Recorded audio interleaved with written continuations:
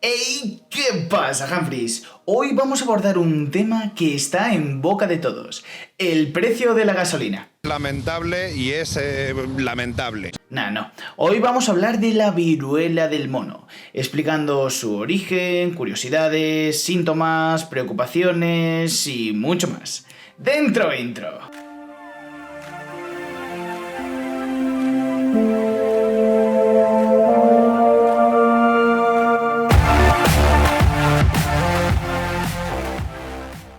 Si no ha sido suficiente con lo que hemos pasado con el SARS-CoV-2 y que seguimos pasando, ahora tenemos una nueva preocupación: la viruela del mono. Y primero de todo, ¿qué es esto? ¿Un virus, una bacteria, un virón, un viroide, un trasposón, un castigo divino? Yo creo que no. Amén. Pues la viruela del mono, o viruela símica, que por cierto, aquí que soy biólogo y friki, tengo que decir que simio y mono no es lo mismo. Haremos un vídeo explicándolo, pero bueno, que no es el tema. Yo, te callas, tonto. Shh, cállate, que no te quiero oír. Es una enfermedad viral que podemos considerar como hermana o como prima hermana de la viruela humana, puesto que ambas son causadas por un virus del género Orthopoxvirus. Como su propio nombre indica, fue descrita por primera vez en monos en un laboratorio experimental, cosa que no mola mucho, en Dinamarca del año 1958. Sin embargo, aquí solo se daba en monos. El primer caso de infección data de 1970 en la República Democrática del Congo en un niño de 9 meses que no había sido vacunado contra la viruela humana y contrajo la enfermedad. Supuestamente había estado en contacto con un mono. Decimos supuestamente porque todavía no está ahí 100% comprobado. Como hemos visto, el contagio humano se dio 12 años después de su primera descripción en monos. Como hemos dicho, fue descubierta en el continente africano y de hecho aquí es donde mayores tasas de infectados se dan, sobre todo en la África Occidental y la África Central. No obstante, en nuestro mundo occidental ya llegó esta enfermedad en el año 2003, en Estados Unidos, donde se registraron hasta 70 casos. Hace unos pocos años, en 2018, llegamos a registrar 3 casos en Gran Bretaña. En el momento presente, a 1 de junio de 2022, en España, tenemos 120 casos registrados de la viruela del mono, más otros cuantos registrados en otros países, obviamente. Como asegura la Organización Mundial de la Salud, la mayoría de los casos que registramos aquí en Europa viene de la variante occidental, la cual registra una menor letalidad, es decir, alrededor del 1%, si lo comparamos con la variante central o la variante del Congo, que registra una letalidad del 10% y ojo al dato, que parece ser que se transmite mejor. ¡Vamos a morir todos! Espera, ¿me estás contando que ya hay hasta variantes diferentes? ¿Esto va a ser como el COVID en el que cuando las cosas parecían que iban bien surgió una nueva variante, sea sudafricana, de Gran Bretaña o de Narnia, y las cosas empeoraban? Sí. Hay variantes diferentes, pero solo se conocen 2, las de África Occidental y las de África Central, que hemos dicho anteriormente, registrándose una letalidad del 1 y del 10% respectivamente. Pero bueno, ya para tranquilizar a la gente, hay que decir que esta letalidad está efectuada en estudios efectuados a su vez en el continente africano. Por tanto, la letalidad va a ser mucho mayor, puesto que cuentan con menos recursos en su sistema sanitario. Y no, en principio no tiene tanta capacidad de mutación y no se cree que vaya a haber tantas variantes como el COVID. Esto deriva de su naturaleza vírica. Mientras que el caso del virus de la viruela humana y la viruela del mono o símica es un virus de ADN de doble cadena, es decir, bicatenario, el SARS-CoV-2 es de ARN y además con una única cadena, es decir, monocatenario. El ARN, y además con una única cadena, es mucho más inestable y asegura una mayor cantidad de mutaciones, mientras que en el caso del de la viruela humana y el de la viruela del simio, a ser ADN mucho más estable y además con 2 cadenas, asegura una menor proporción de mutaciones y por tanto una menor cantidad de variaciones y de variantes que nos puedan infectar. Es decir, que en principio, que no cunda el pánico. ¡Vamos a vivir! Además, ya para tranquilizar aún más a la gente, como se ha descrito en el propio continente africano, la viruela del mono o viruela símica es autolimitada, es decir, que nuestro sistema inmune está fortísimo y es capaz de eliminar esta infección. Sin embargo, como ya vimos con el caso del COVID, esto cambia mucho en los diferentes tipos de personas. Aquí entra en juego la carga viral, el estado de salud de las personas. El problema es que me he comido una almendra justo antes. Me he comido una almendra justo antes de empezar a hablar. Pero vamos a ver, ¿la viruela humana no estaba extinta?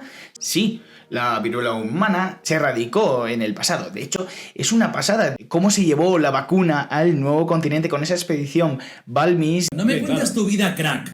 Pero bueno, sí, la viruela humana está oficialmente erradicada. De hecho, el último vial que se puso fue alrededor de 1980, aunque hay algunos datos que dicen que 1972. Sin embargo, las cifras, por lo menos en España, es de 1980, dándose el último caso en el año 1977 en el propio África. Aquí viene un dato interesante, y es que a lo Nostradamus ya predecíamos que esta viruela del mono nos podría dar algún problemilla. ¿Me estás diciendo que ya sabíamos que esta viruela del mono nos iba a acarrear esto? Sí.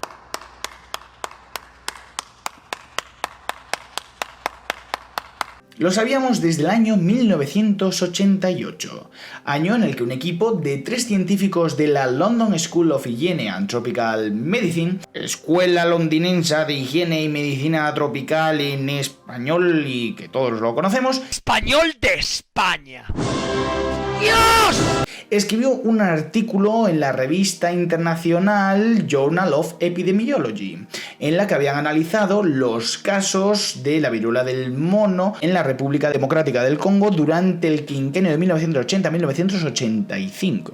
¿Y qué se dedujo del análisis? ¿Que íbamos a morir todos? Pues no. De aquí se concluyó que la vacuna contra la viruela humana ofrecía una inmunidad cruzada, es decir, una protección del 85% respecto a esta nueva infección de la viruela del mono. ¿Pero qué pasaba? Que, puesto que en 1980 se dejó de vacunar a la población general, se presuponía que estas nuevas generaciones no tenían ese 85% de defensa frente a esta nueva variante y que en el futuro nos podría poder dar algún problema. Y esto no lo dijo el estudio, pero lo digo yo, que soy biólogo y para algo hago estos vídeos, ¿no? La verdad, las cosas como son. Como hemos visto con el caso del COVID, nuevas enfermedades en el que el COVID ya sabíais que era así murciélago, pangolín, es decir, que también tenía un reservorio animal, zoonótico. Y cada vez vemos más enfermedades que son transmitidas por los animales, si vosotros pensaréis, ¿por qué? Primero, porque cada vez estamos destruyendo más los hábitats, es decir, al destruir los hábitats, los animales están más en contacto con los humanos y por tanto se transmite más fácil la infección. Y segundo, tenemos un crecimiento demográfico exacerbado. ¿Qué quiere decir esto? Que cada vez somos más y es normal que las infecciones se transmitan mucho más rápido. Con esto no quiero decir que Thanos tenía razón. Bueno, un poquito. Tienes mi respeto, Stark. Además, vivimos en un mundo globalizado, donde todos hemos visitado casi todos los países y hay un libre comercio de animales y plantas. Vale, en el caso de los animales, esto está algo más regulado, aunque solo hace falta ver a Fran de la Jungla para ver lo turbio del asunto, el negocio este que hay detrás por mafias, etc. Pero lo que hay mayor libre comercio es de las plantas, y en las plantas puede haber sorpresas microbiológicas si estudiáramos sus raíces, sus hojas, que cuidado, que eso también está controlado, pero parece ser que no tanto. Como éticamente no pesa tanto como el caso de los animales, pues no se hace un estudio tan detallado como en este caso y hay un mayor libre comercio. ¿Y cómo se propaga? Os estaréis preguntando. No se propaga tan fácil como el coronavirus, en el que casi todos estuvimos infectados. Yo, por suerte, creo que no lo he tenido. Me he vacunado, pero bueno, seguramente habré sido asintomático. Pero bueno, en este caso la viruela del mono se transmite por un contacto muy estrecho, un contacto directo con personas o animales que tengan la enfermedad o que sean portadores. Sobre todo a través de líquidos, con sangre, con fluidos corporales, el contacto a través de las mucosas, a través de heridas, etc. Y ahora os estaréis preguntando, ¿y qué animales infectados? Pues no es tanto por el mono, siendo este solo un hospedador intermedio. En verdad, el verdadero reservorio animal está en los roedores, sobre todo la rata de Gambia, las ardillas infectadas y otro tipo de ratones, ratas, etc.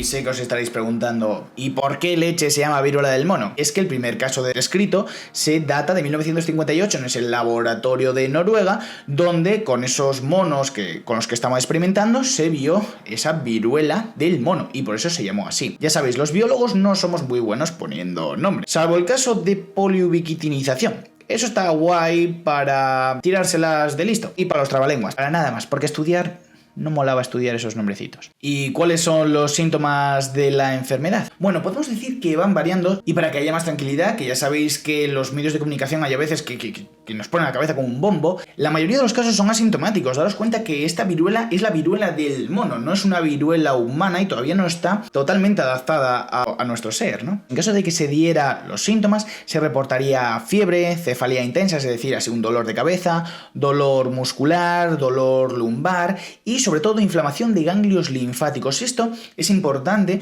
porque aquí difiere de la viruela humana. Estos síntomas tampoco es que sean muy específicos de la viruela. Lo que sí es característico ocurre tras el segundo o tercer día. La aparición de erupciones cutáneas que se dan sobre todo, desgraciadamente en la cara, y que tras los posteriores días empieza a extenderse por todo el cuerpo, registrándose la mayor concentración, obviamente en la cara, las palmas de las manos y las palmas de los pies. Y ya empieza a ponerse feo porque estas erupciones se van transformando en ampollas, así, con pus, postillas, y sí es verdad que luego se caen, aunque te puede dejar alguna cicatriz como la varicela. ¿Os acordáis cuando todos tuvimos la varicela y no nos podíamos rascar porque teníamos miedo a que quedaran cicatrices? Pues lo mismo pasa con la viruela, pero si no nos rascamos, no nos hacemos ninguna herida, no queda ninguna marca, y tras 2-3 semanas estas ampollas y costras se caen y no hay ningún problema. ¿Y actualmente tenemos algún tratamiento? Pues no. Pero se puede volver a crear viales antivariólicos, es decir, los de la viruela humana. Y bueno, ¿puede ocurrir otra pandemia? Pues en principio no. Pero no hay que bajar la guardia. ¿Por qué? Porque, como sabemos, un virus cuanto más se disemina y más pasa dentro del ser humano, mayor cantidad de mutaciones, aunque ya dijimos que menos mutaciones que el COVID va a tener, eso ya de per se, pero más capacidad tiene para adaptarse al ser humano. Y si más capacidad tiene para adaptarse al ser humano, más capacidad infectiva y más capacidad de diseminación. Pero también, para tranquilizar, como todo sistema de evolución de un parásito, tiende a atenuar sus síntomas, es decir, a producir los menores daños posibles a su huésped, es decir, que la letalidad iría incluso disminuyendo, así se favorece la diseminación. Y nada, chicos, con esto hemos acabado. Espero que os haya ayudado en algo, que hayáis aprendido algo más de esto de la viruela del mono, que a lo mejor os haya tranquilizado, y ya sabéis que lo único que pedimos a cambio es que cuidéis de la naturaleza, estudiéis mucho, os mantengáis cultos en estos temas y trabajéis también la mente, que es muy importante, y seáis buenos. Hasta la próxima.